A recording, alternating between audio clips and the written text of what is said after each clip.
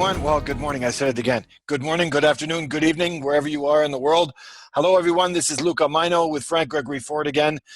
This is Global News Update on the Liberty Beacon Project, and this is courtesy of TLB TV. Did I say that backward?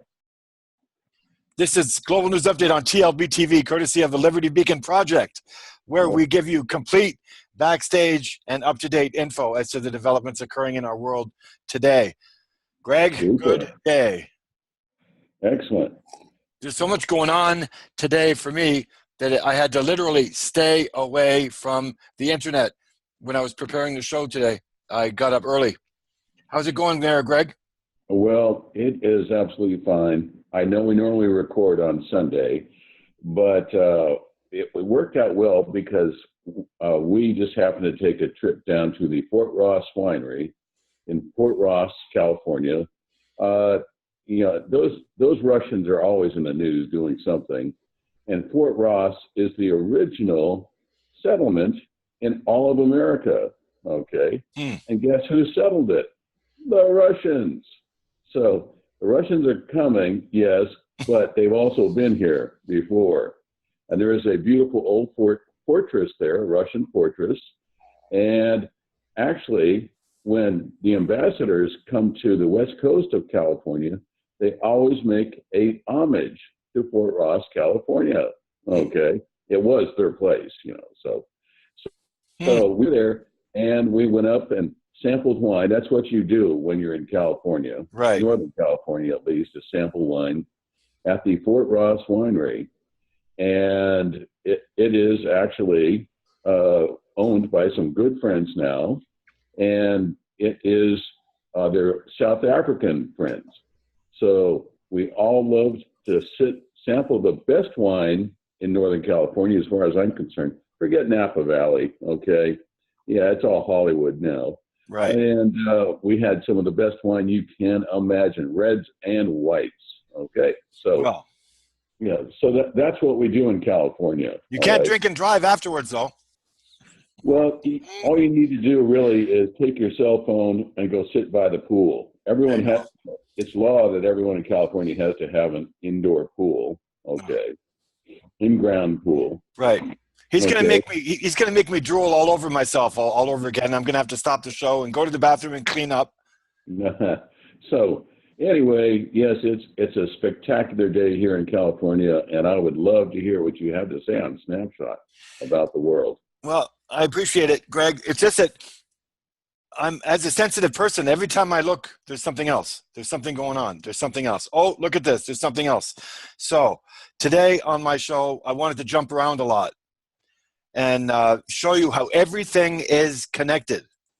Okay? Remember the interconnectedness of all things, like the Aboriginal people say, the original people here. Well, to start, my friend Tiffany, and I'm going to share screens with you, Greg. My friend Tiffany shares this with us. Okay? Don't blow it, Greg. Don't say anything, because I know you know what it is. This is a quote from her. She says, "Saw this with my own eyes on Lake Shasta a few months ago. Created by EMF frequencies being blasted by psychopaths who want to control everything." So this is how I wanted to start the show off, because this is what we're doing. This is not normal. Most people would know that it's not normal. Kids, 6, 7-year-old, 8-year-olds would know it's not normal. And this is what we're living more and more of. And this is what's so amazing, because technology today is just going to be picking it up. My show today goes out to all of my special, my sensitive, my empath friends, my incredibly unique, handicapped friends, those who cannot seem to be able to function in this world.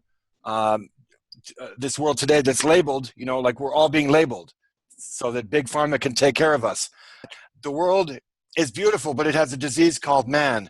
Well, I would love to disagree with that, because man is not the disease. And this is what I wanted to briefly talk about today. All things man-made are diseases, whenever you think of it. What is a disease is a long list that starts like something like this. It says war, hunger, death, sickness, genocide, pollution, apathy, selfishness, hoarding, creating borders and flags, separation, crimes against humanity, rape, abuse, torture, premeditated murder, and then we got the famous four that Greg and I love to talk about: Bush, McCain, Lieberman, and Clinton. Add to that Soros, Rothschilds, Rockefeller, and many more. Okay, those are the people that are the viruses, you know, the disease. So when we start the show today, we really need to explain to people that they have to learn to unlearn. This is the whole idea behind this show. And this show was originally called Learn to Unlearn, by the way, Greg, if you didn't know that. And we have to question everything. We have to learn to question everything. And this is where I wanted to go with this today. And have you heard of Jane Elliott? Yes, as a matter of fact. Okay. Well, Jane Elliott comes out with something absolutely insanely amazing that I have to share with you.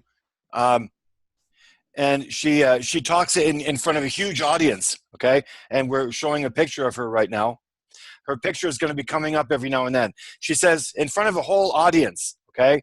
She's in front of a large audience right now. She says, I want to know from all of you as white people, those of you white people who would be glad to receive the same treatment that our black people receive in this country, please stand.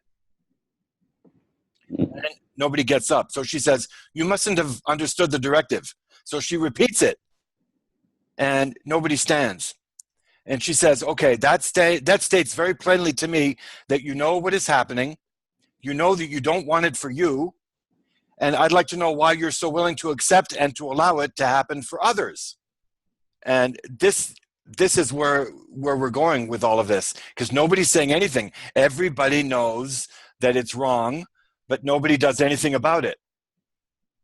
Jumping over to an amazing picture of a giant whale. It's a haunting reminder indeed of the way things are, okay? And this is what's happening in the Pacific. Greg, I thought this is pretty accurate to explain how I feel. Does a USB stick make a hacker? Does a knife make a slasher? Does a lighter make an arsonist? Inanimate objects don't cause crime. Sorry, I had to say that. It's true. This is a good one that I'm living today. They say keep your friends close and your enemies closer. The only problem is you can't tell them apart nowadays. So I don't care if you're black, if you're white, straight, bisexual, gay, lesbian, short, tall, fat, skinny, rich, or poor. If you're nice to me, I'll be nice to you. It's as simple as that. That's how we're supposed to be living. We're supposed to question everything.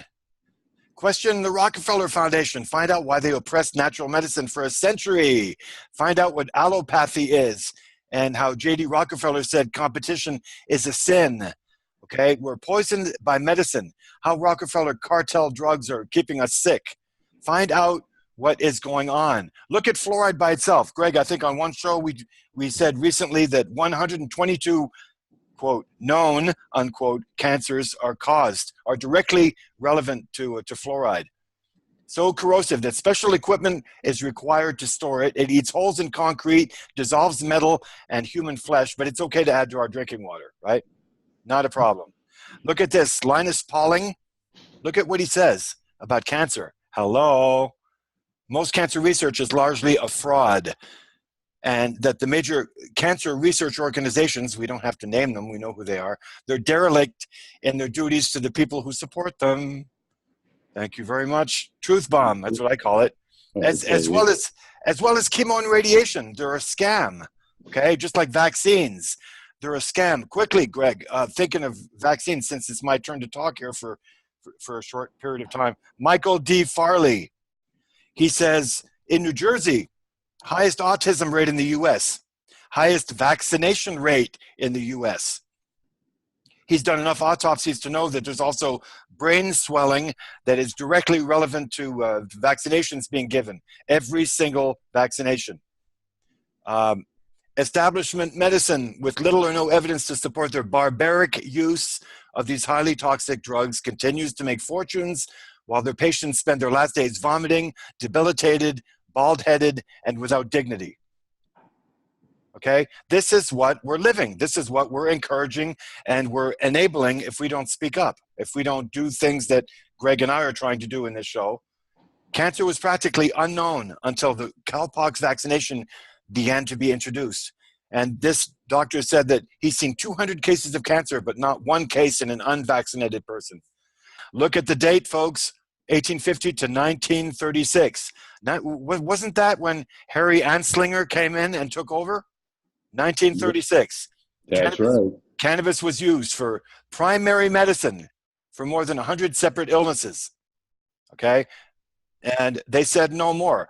And in this one, if you put it on pause, like I love saying, you can see it's scientific BS, how science is used to deceive the public, how they lied to us, just like NASA, just like the moon landing, just like all kinds of other stuff that we're learning more and more as we go along. I'm proud to say that I can dissolve a political argument in less than 90 seconds. They know, everybody knows about 9/11. They can talk like a, how do the indigenous say that? The tongue of fire. You know, they can spit fire when they talk, and they sound really good when they talk. But they all know about 9/11. They all know who did it and why, and they're all complicit. Period. No matter what anybody says. Israel means war and destruction, and America is behind this war, and I'm ashamed to be an American. And that's me who says that. It's not just Anthony Hopkins. And look at this, Greg, I just found this morning. Look at this. Just to take CNN, NBC, and New York Times. Look at how many Zionists we have working. And the other star, not the blue one, but the other star means that they have a spouse, in the family that is a Rothschild Zionist. And at some point, I'd like to take the bottom parts off and go through them because they're very accurate, and there's a lot of information in this one. Again, if people want to put it on pause and look at it, there's a different quote on the bottom for every single one of them. And there's a lot of research going into this stuff. This is something we're going to share on the next show, Greg. I'm telling you now because we didn't even have time to talk about it. It's an incredible, short-lived but very long history of Israeli atrocities. And this is just from one part. April 2003, Haaretz article. The war in Iraq was conceived by 25 neoconservative intellectuals, most of them Jewish, who are pushing President Bush to change the course of history. Two of them journalists, I recognize Charles Krauthammer, they say it's possible. This is a war of an elite, okay? This guy can give the names of 25 people who at the moment live within a 5-block radius of this office that he's talking to you from, who, if you had exiled them to a desert island a year and a half ago, the Iraq war would not have happened. So it's getting closer and closer to the truth, and it's something that I want to share with you on the next show. We can go through it before we talk on the show too. This I just got, and I'm wondering, I'm in the process of verifying it. Israel High Court says genocide of Christian and Muslim babies is legal. So I might need your help into verifying that. Say that again, please. Israel High Court says that genocide of Christian and Muslim babies is legal. So I'm going to be looking into that, and I wanted you to look in that as well. I think I will. I would really like to have confirmation of that. Mm-hmm.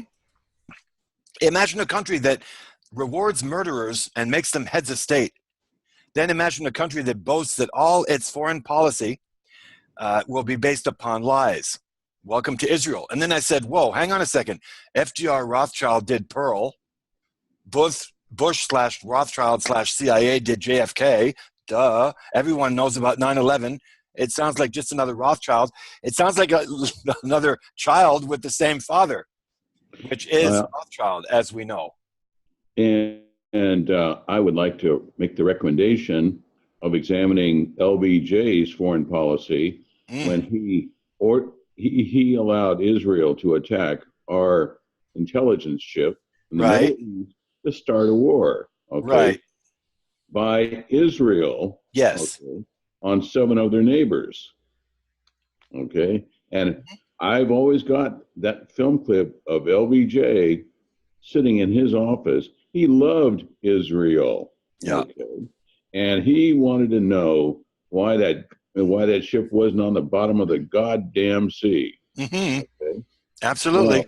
Well, I'd call that treason in my book, and everybody listening, they call it treason. If somebody would just stand up, grow a set of brass ones, Mm. okay, and call it what it is. We went into Iraq, as you said, and I agree completely, at the hands of 25 people. Okay. How did that happen, George W. Bush? Exactly. You low-life, treasonous little snake. Mm-hmm. All right. And we'll look at Vietnam. Okay. All right. Goodness gracious. Something about a drug program for our agency who works hand in hand with Israel. And we also should look at our epidemic that we have now. I didn't hear it mentioned earlier Mm. of opium. Yes. Okay. We have 200 Americans dying a day. Now, do we have 200 Israelis dying a day from opium overdoses? I don't think so. But it's funny how the American people have been turned into basic sacrificial lambs for every business quarter that happens to be uh, underway, like what we Yes. have now. Okay, we have some of the worst flu conditions right now, killing children, killing people. And by the way, that isn't that isn't a poor lonely teacher in on the East Coast somewhere with two other children dying. Mm. Okay. No, that's about 106,000 people that have died so far during this one flu epidemic. All right. Yeah. I wondered why our pharmaceutical companies were researching the Spanish flu. Okay. The Spanish flu, which at the turn of the century, the 20th century, when we had a raging World War I going on, Mm-hmm. and which was controlled by virtually all the big money houses. Okay, why did the Spanish flu happen when it did? Okay, and that is what stopped World War I. There was no treaty, no armistice, any bullshit like that. Okay, that was all eye candy for the poor middle class workers that were carrying the brunt. Okay. Um, by the way, I was just handed something here. Huh, this is interesting. Now, who would say something like this? Fuck Saddam. By the way, he was our employee. Fuck Saddam. We're taking him out. Okay. Now, who do you think would say that? We came, we saw, he died. Ha, ha, ha, ha, ha. Close. He was another CIA operative too. Mm-hmm. All right. But the thing is, this is the same person, that little weasel, sneaky little weasel down in Crawford, okay, and who said, I am not going to be held responsible by a goddamn piece of paper. Okay, the young one. Okay. All right. What does that tell you about the powers that be and who they think is running this show? All right. Yes. Very good. Okay. I'm sorry. Continue. You're going to love this, Greg. I just have to talk about this for a minute. I want people to look at this really carefully. Look at the blacked out parts. Yes. This is an FBI surveillance video of Lavoy Finicum's murder, red rum, whatever you want to call it, okay? He comes out of the truck with his hands up. Next shot, he's surrounded suddenly. It's triangulation of crossfire, I believe that's what it's called, right? And they shoot him right there. Mm-hmm. Okay? With kids in the car, by the way, that were shooting the video from the back, which is what we see here in this shot. Yes. And I even froze the part of the video where he's in the truck talking to the kids in the back saying, you want to get out now? Because he was on a roll. He was on a roll. He was like you, pissed off and ready to do something and to talk to the right people and to let something out. This guy was going to do something that the FBI did not want done. So this is what happened to him. And there's two cameras going all the time. Look at the blacked out parts of this. The FBI gives us this, and now, years later, they say, oh, well, we didn't want the body cams turned on. So this is my tribute, again, because I've done others, to Lavoy Finicum, because this is not how you deal with, this is how the Wild West was, this is how things were dealt with in the Wild West way back when. But this is, and they filmed it and they release it to the public. So, well, I have a statement for that. I'm sure when the local constabulary and their supervisors reviewed that, you know what they had to say? They said it's all within operational norms. Right. Operational limits. Now, a month ago, when I watched some man in a hallway of a hotel crawling on all fours as he was ordered by a policeman who said, look, if you make another mistake, I'm going to shoot you. Right. The guy didn't even know what mistake he had made, all right? And he was on all four with a man with a high-powered rifle in a hotel. We showed that video. In a hotel with other people, in walls that were 1 inch thick. And he's telling this man who's crying, begging for his life, all right, that, and this is all within operational norms. So, and he blew the man's brains out. The man didn't raise his hand, didn't make a mistake. He blew his brains out. That means our authorities have orders not to be concerned about saving the life of an individual, all right, when there's some sort of duress. No, our law enforcement is under orders now to protect property, protect revenue-generating property, wherever it is. Okay, now the individual, they're insignificant, and they are to die. If anybody wants to contest that statement, fine. Ask the representatives of Black Lives Matter. Okay? Right. It doesn't get any simpler. All right? The Cherokee Reservation, the Selagee, okay, are in a state right now of being ravaged by drugs prescribed by noble white men. The white-haired kind with gold-rimmed glasses, okay, looking pontifical and wise. Okay, well, as I point out, the main company, Purdue Pharmaceuticals, is run by those men. How much prison time did they get when it was found that they were ordering and prescribing tons of opium derivative, quote, painkillers? Gee, these guys are really nice, aren't they? Well, they made $32 billion off of this epidemic so far. 32 billion, not million. I always have to specify. Okay, we're talking government numbers now. Okay, 32 billion. And they got a fine for, 3.2 million. And they had to do 100 hours of community service. No prison time for being massive drug dealers. Right. And killing people.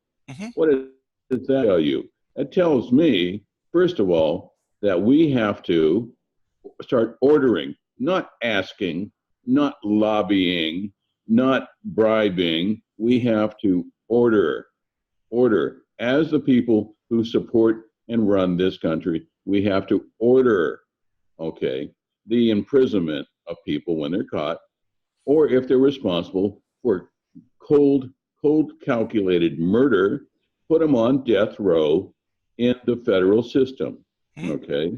The same system that executed Timothy McVeigh at Oklahoma City and jumped him over 400 people to keep the secret that our sitting president, Bill Clinton, William Jefferson Clinton, was involved with Hillary Clinton in one of the biggest drug dealing operations this world has ever seen, okay, making $10 million a month.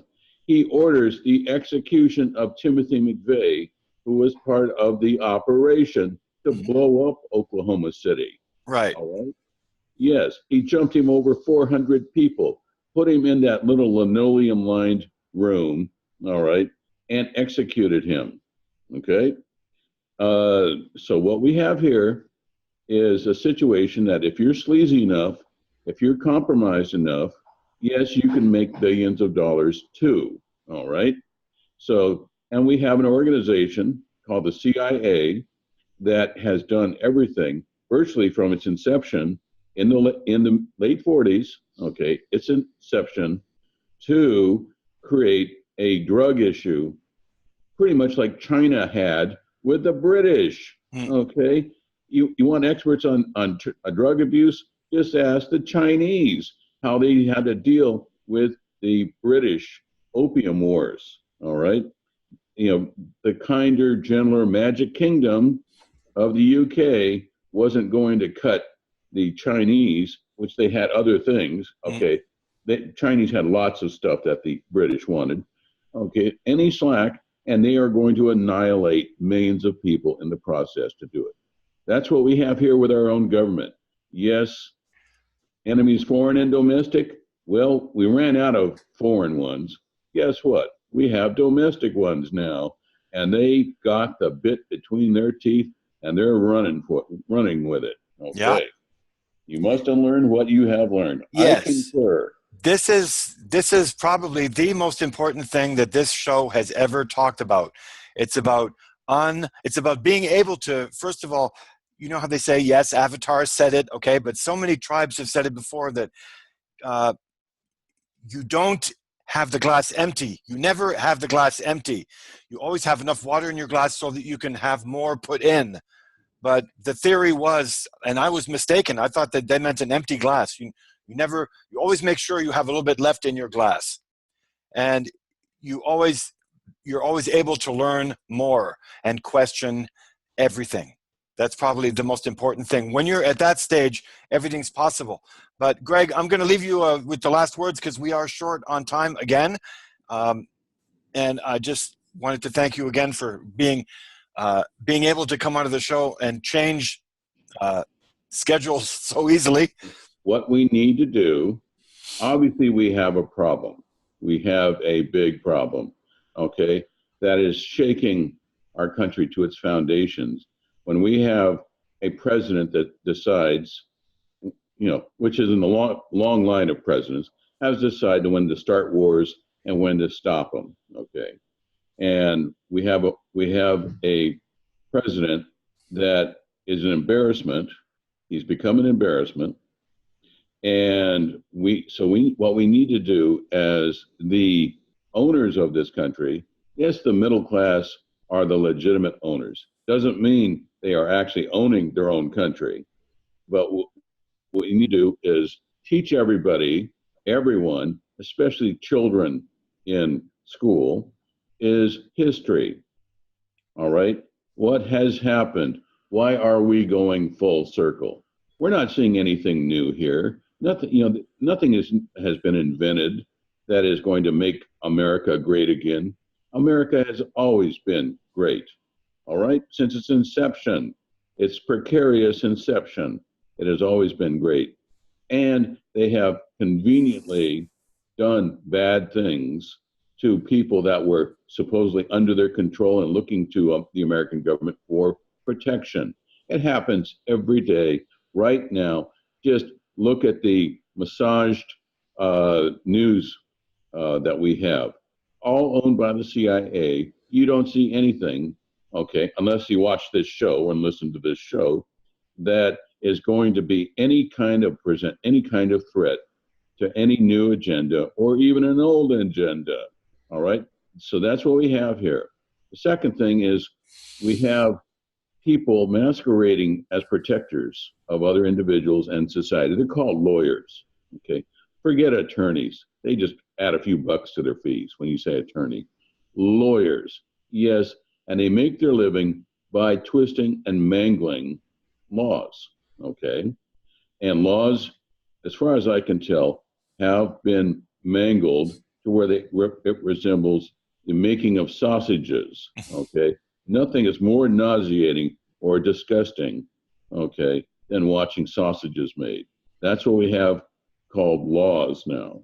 So what we need to do, all right, we need to start monitoring our own elections. Okay, no, we're going to go back to the plain old simple ballot system. Forget this hacking, manipulatable, thieving, lying computer system. Diebold. You notice Diebold got out of the business when they started getting investigated. Why was that? All right. And look at that imbecile that somehow got elected with the old computing system for voting, George W. Bush. Okay. Well, I'm thinking of Soros. If I can deter that picture of Soros, or unearth that picture of him where he's sitting in his chair like this, and there's a row of computers in election time right next to him. So right. And so what we have to do is we have to stop making so many lawyers. California alone has almost 40,000 new lawyers minted every year. Why are they minted? So they can make a living, okay, and maintain some kind of position of so-called respect. But they don't care. The last year of law school, and you can ask anybody that's honest, they'll tell you that the last year of law school is designed to let you know and figure out how to rip off your own client, how to rip him off, how to drag these cases, into eternity, right. how to basically get nothing done in terms of respect of a decision that is fair and equitable based on the law. Okay. Yes, and that comes from the government who learned how to genocide other entire cultures, and that's soft genocide. What you're talking about there, the lawyer learning how to screw his own client over, that's soft genocide. That's what they're doing to all of us in this country. That's it. In all kinds of different ways. And then you watch television, and what do you see? You see the recommendation. You have a conflict with somebody. What do? You don't take the law into your own hands. Oh, that's what we all learn. What do? You go to some lying, thieving, two-faced, backstabbing, self-aggrandizing piece of shit, barely human piece of shit. Okay, I want that word used. All right. Oh, it is. Called a lawyer. Okay, complete with tassels on his shoes. Loafers, Italian, of course. Who do you think pays for those loafers? Who do you think pays for those very astute-looking gold-rimmed glasses? Okay, they all have them. All right. The last clown that I fired had them. Okay, yeah. I was suspicious, and they usually have some Judeo-Christian pontifical statement framed on the wall about how the act of honesty, of course, that goes without saying. Okay, the last one I fired, I caught him stabbing me in the back with the U.S. Attorney's Office. Hell, he was an Episcopalian minister. I told him I didn't trust him, and oh well, you can really trust me. And I caught him giving me up, selling me out effectively. All right, doing everything he could to let the U.S. Attorney's Office know about their war crimes and the information I had.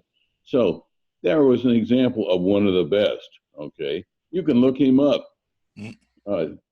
Jeffrey Goodwin. Okay, there we go. James Jeffrey Goodwin. Look him up. Okay, look up the law corporation of Goodwin.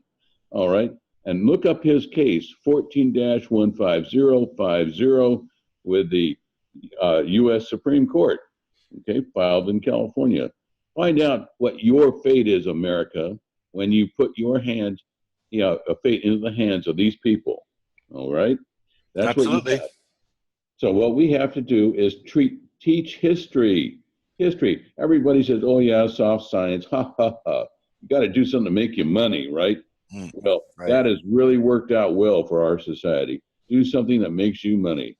Okay, remember, we have copper green rampaging around the world, subjugating 157 countries. They've already subjugated the U.S. and and there's nothing you can do about it at this point right now, unless you start firing people, sending people to prison, and when they're caught committing mass murder, like at Abu Ghraib prison, okay, it's real simple. You have them executed. Forget the namby-pamby, hand-wringing, weak sister nonsense that our lawyers convince us is the right kind of behavior. Mm-hmm. Take your country back. There's certain things you have to know in your mind to do that, you weaklings out there. Okay, I'm writing this down now. We're gonna show people what a 3%er is on our next show. Greg, thank you so much for joining us. I hate to go, but and it's on a closing note, Luca, I am going to start reciting, okay, yes. reading the articles of the Constitution, okay. Now, the First Amendment, we all sort of know what the First Amendment is, okay. What is the Fourth Amendment? You people, you don't know what has been gutted, okay, in the names of your country controlling you. Read the Fourth Amendment. That's how you can't defend yourselves. The Fourth Amendment is the government's method of controlling you. Okay? And so we're I'm also going to read that. Next show, we're going to go through 2 or 3 amendments, and I want everybody to start memorizing what those mean. All right? What those mean. Because everybody thinks they know what they are. They don't. And the government knows what they are, and that's why they've been able to subjugate you with your own protections, your own laws, okay? Mm-hmm. And you get imbeciles and morons sitting in the Oval Office saying, I am not going to be held responsible by a goddamn piece of paper. Mm-hmm. Let's make a pact. Everybody that listens to this show, you're going to become constitutionalists. You're going to know what the Constitution means. That's a good productive method. Yes. With our listeners. Give them something that benefits them. All right? That puts some control back in their lives. I have a really good picture of the Declaration of the Bill of Rights, all 10 of them, and they're all crossed out with everything that they're being crossed out with. And we'll show that on the next show. Thank you, Greg. You're welcome. This is going to be more than an education for other people. It's going to be an education for me. Well, really what's going to happen? They're going to get a benefit. Okay. Yeah. They're get a benefit from learning what they should have already learned when they were 7 years old.